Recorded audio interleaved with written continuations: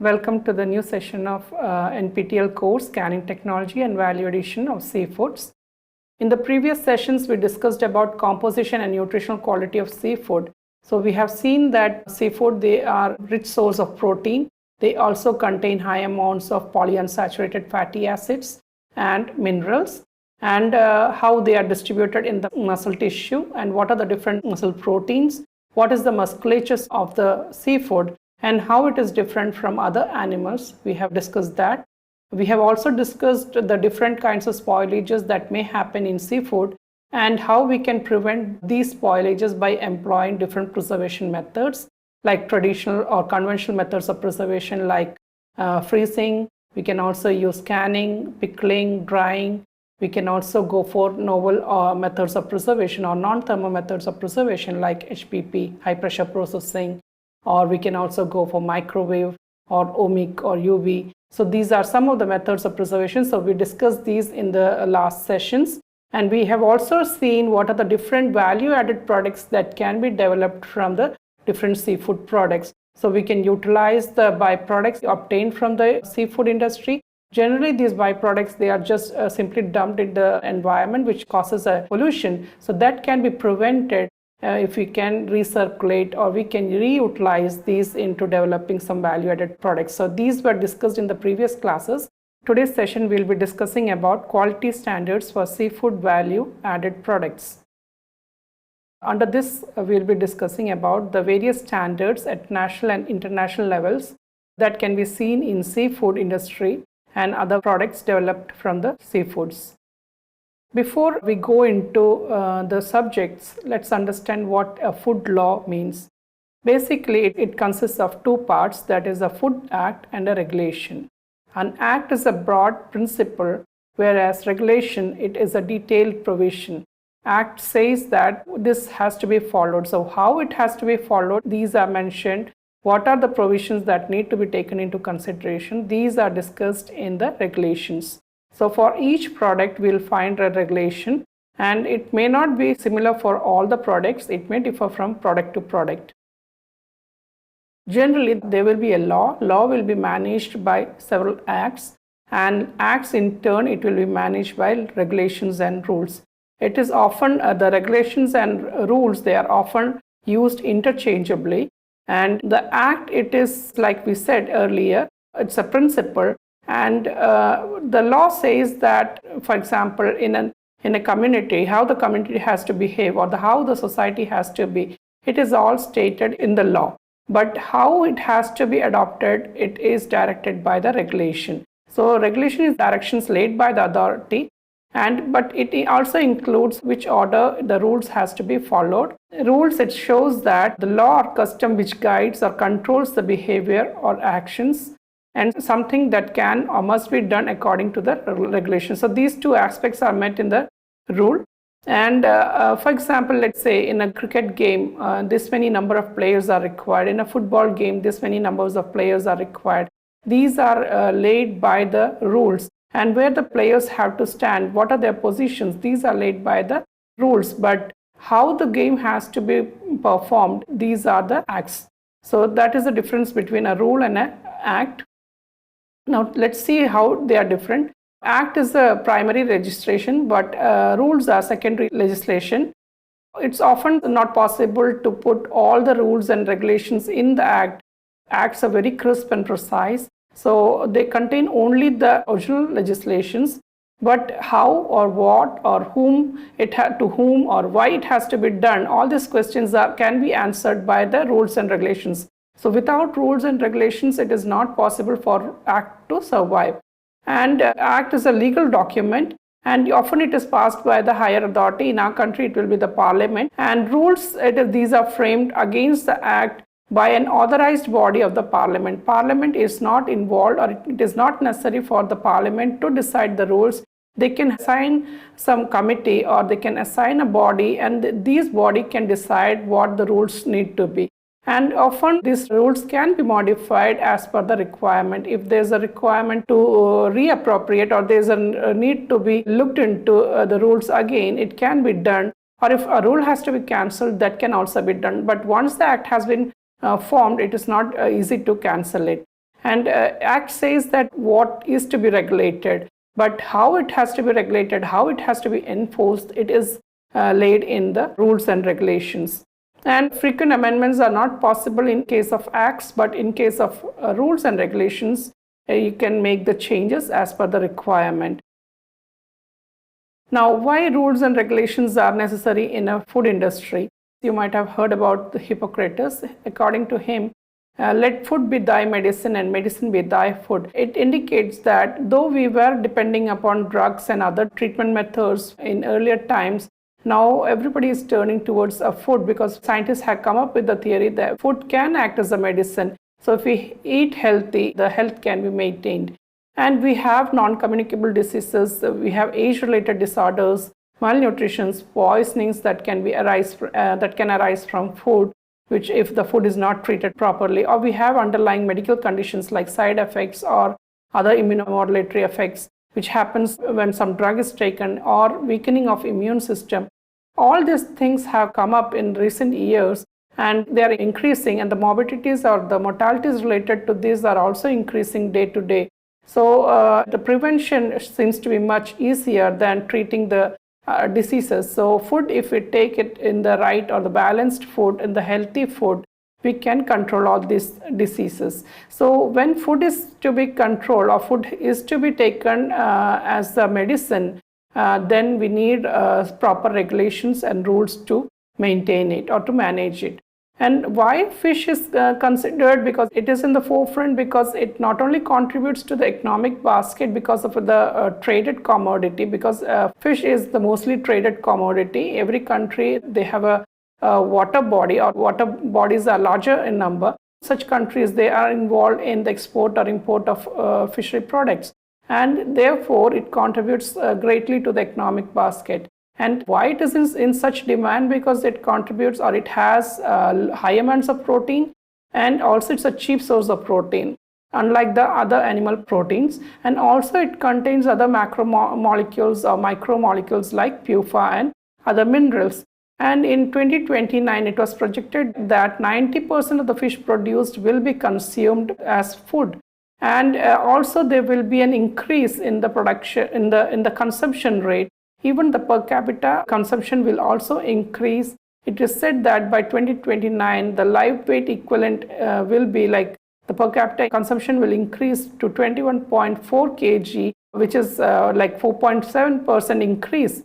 And though it is the per capita increase in the recent years is from the past decade, it is not much, like it is only 1.3 variation. But it is said that it may show significant variations, and it can be dependent upon the geographic, economic, and cultural factors of the country. This figure, it shows that the difference, if you look at the projected value in 2029, the aquaculture productions, it is like 60%, and all the commodities that are produced through aquaculture, it will be consumed. There is a slight decrease in the capture projected values. This could be because of the aquaculture. So aquaculturally produced or the cultured fish products, they will be more in demand and they will be consumed. Now, if you look at the table, this is the 1993-97 data. In this data, it shows that these are the different diseases that have occurred in 1993 in US due to consumption of different food products. And if you can find that even fish and shellfish, the outbreaks because of these were larger than the other products. So we have to be very careful when we consume a product because these are directly related to health. And this is the latest figure taken from CDC government. This is a US map, and it shows that almost all the states, they have outbreaks recently because of the consumption of fish or fishery products. Now, why fish and fishery products, they are prone or they are at high risk? Because sometimes they are consumed as raw, for example, sushi, and sometimes they are lightly preserved. We are not employing a significant amount of preservation methodologies, and we are consuming it, which transfers the diseases. And also sometimes it is undercooked and stored. If the storing conditions are not proper, it will also cause contamination. And the last or the most significant one is cross-contamination. Cross-contamination from the raw material to the finished product or the end product, that is also an another cause. So this is why fish and fishery products has been involved or in transferring diseases. Now, why we have already seen this thing, the quality of fish is influenced by the chemical changes or the physical changes that can happen, or also due to the microbiological changes. And these parameters are dependent upon the species, how the fish has been caught, whether it is a cultured product or is a captured product, or how it is handled. Is it iced immediately after capturing? What is the size of the product? Is it a large fish, or what kind of stress it has undergone?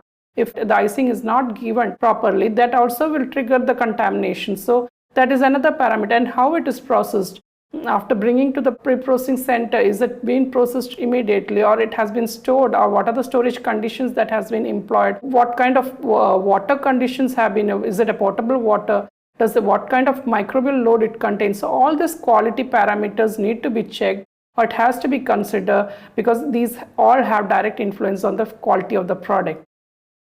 Along with this, we also have pathogenic microbes. Some of the microorganisms, they are inhabiting in the gut of the fish, which comes out during autolysis. It can also come from the aquatic environment from where the fish has been caught. So then that can be Vibrio, Clostridium botulinum, then Aeromonas. These are the species, they come from the water from where the fish has been caught. But we also get pathogens from the general environment due to the contact or due to the exposure to the environments. And such kind of microbes like Clostridium botulinum type A and B, and we also have perfringens, Bacillus cereus, Listeria. These are coming from the general environment. They are not inhabiting on the fish. It comes only when there is an improper handling or contamination to other sources. This can also be due to the cross contamination. And we also get salmonella contamination, E. coli, Staphylococcus, Shigella. This happens when the handling is not proper. When human beings, they're handling the product, suppose they have not washed their hands properly, or they are spitting, or they have some cold or fever, then they may transfer Staphylococcus to the food products. So this is because of the contamination from the human sources. So this is not necessary from the environment. It can also happen through the human being when they are handling the products. And we also get pathogenic parasites like roundworms, tapeworms, and flukes in seafood products. Mostly these are seen in raw, uncooked products. In cooked products, it is not very serious, but it is in raw foods, this pose as a serious threat. And generally, to avoid all these things, we also have viral infections. And to avoid the microorganisms or the viruses or the bacterial contamination or the fungal contaminations, even to avoid the parasites, the people, they have started using antibiotics in the culture farms. So we are using antibiotics in large amounts, and it happens that these antibiotics are entering into the human stream, and sometimes we become resistant. Some of the microorganisms which infect the human beings, they become resistant to this microorganism. So AMR has increased, antimicrobial resistance has increased because of the frequent use of antibiotics. And US has actually prohibited the use of antibiotics. So fishery products that contain antibiotics, they cannot be exported to US. So we have to bring down the usage of antibiotics. Now the scientists, they have started using they are suggesting use of probiotics in aquaculture, which can reduce use of antibiotics in the culture farms or the aquaculture system. Now, these are some of the hazards. So the hazards can be defined as physical, chemical, or biological agent or condition of food with the potential to cause adverse health effect in human beings. So we have seen biological hazards. They can be bacteria, viruses, parasites which come from the fish. And chemical hazards can be antibiotics, pesticides that we are using in the farms to increase the production, to kill the microorganisms. But these, they become as a hazard for the human being. And physical hazards, they are bones or metals. Sometimes it happens that when in the processing plant, when the workers are handling the product, they may lose a ring, the wedding ring or the earring, it may fall in the product. So if it is a finished product, it may become a hazard. So these hazards need to be controlled. We can control it by giving an awareness. They may become aware, but whether they are sticking to it, whether they are following it or not, for all these reasons, we need a law.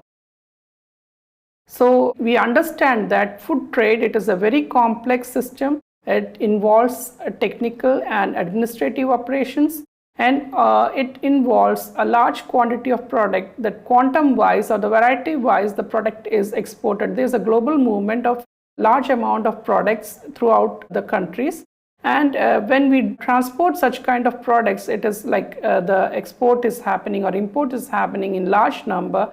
It has to be done in a scientific basis. There need to be a proper regulation and guidance for doing all these things.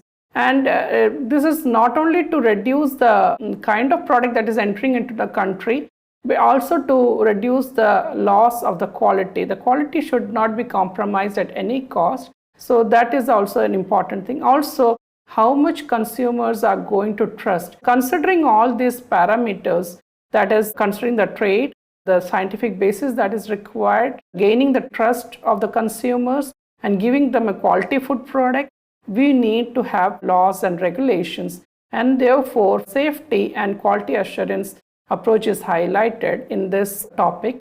Fish is a cheap source of protein, and which I have been stressing from the beginning.